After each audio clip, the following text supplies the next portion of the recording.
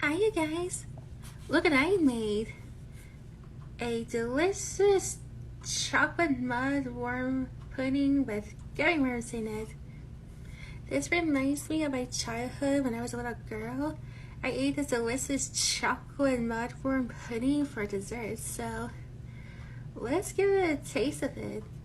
Actually, yes, let us taste this delicious pudding I made with gummy worms.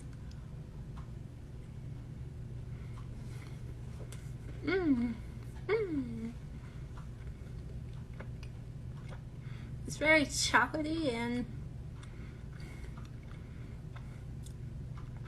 very chewy.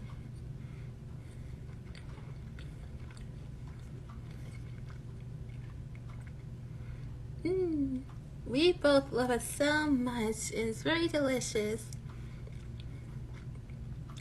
I would say I give it to a 10 stars since it's very yummy and very delicious. So yeah, we both love it so much.